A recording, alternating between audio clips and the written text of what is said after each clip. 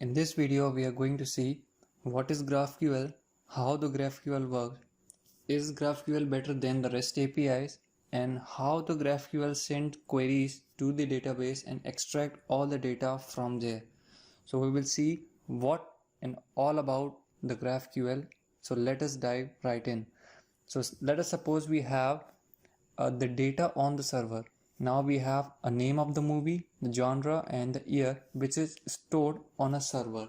So we have to extract all of the information from there. So I make an API call or I just request for the data, and what I get is the John Wick action and then 2017. This is all the data which I get from the server on my machine or the client side. So this is a normal API call, whether it be a REST API or it be the GraphQL. Now this is not a magic. We all know how the APIs work in general. There is nothing new in this. But the new thing in this is how this query is fired with the normal REST APIs and with the GraphQL. So let us see with the REST APIs for getting all the movies name from the server. I have to fire a get query to get all the movies /movies, whatever be the path, we have /movies.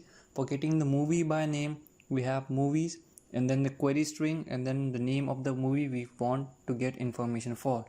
For adding the new movies, we have a post request instead of a get request, and then the details we have to provide for adding the movie.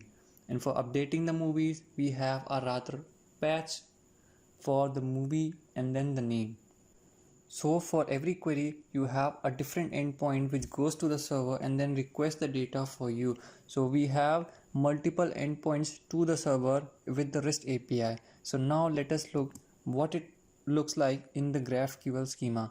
So inside the GraphQL, we have the same queries. For getting all the movies, we have a query, and inside the body we want the movie's name. So for all the movies we have in the server, for getting the movie by name, we have to pass the variable name inside the query, and then we get all the movies with that name. For adding new movies, we have a mutation. Mutation is just a type of query. For updating the movies, we have the mutation and then the name of the movie you want to update and then the parameters you want to update to that movie. So all of these 4 queries are being served by a single endpoint, that is the root query.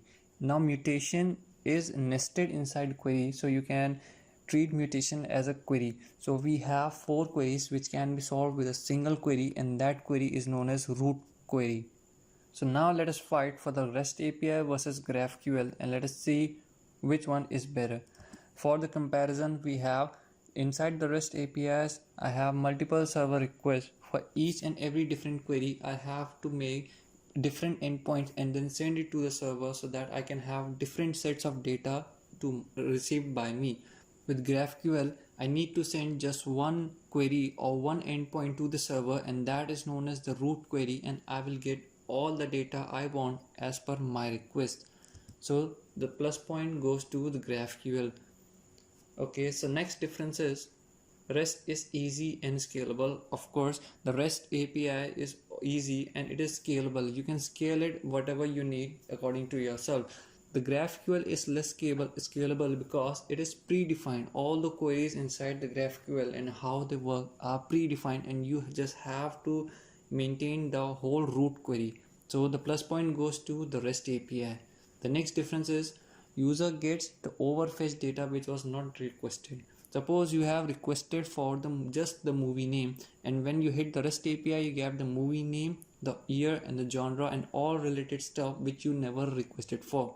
But this does not happen in the GraphQL. You get exactly what you ask for. If you ask for the movie name, you will get the movie name. If you ask for the movie year, you will get the movie year, and so on and so forth. So the plus point goes to the GraphQL side.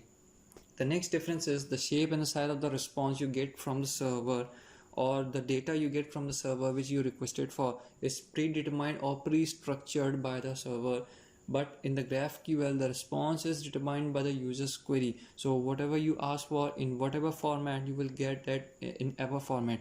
If you ask for the movie's name first and then after the movie's name you ask for movie's year, then you will get the movie's name and then the movie year. So whatever the structure you ask for, they will send the data like that. So the plus point goes to the GraphQL server.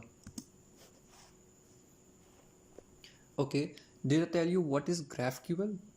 No. If no, then this is what a GraphQL looks like. Now this is just a graph, the data structure and algorithm thing, a graph. Now we have a root query, that is the movies. That means root query. The root query means a place or a node in the graph from where you can enter into the graph and go to any node you want to, directly or indirectly. You can imagine it as a parent node. So this is a root query, the movies, and from the movies, if I want name, I can go to the name node over here or the top, and then if I want the year, I can go below. We have the movies and then year. If I want the genre, I can go right side, we have the genre, and we need all movies, then I can go from movies to the all movies. So now this is just a graph. So this is a GraphQL schema or a GraphQL representation.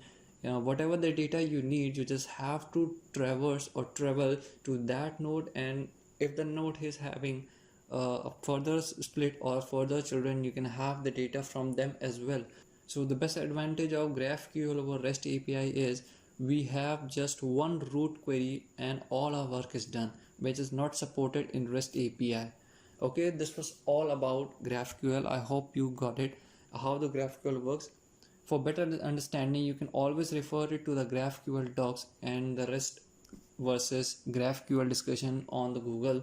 So let us switch back to our application and then I'll meet you in the next video. Thank you.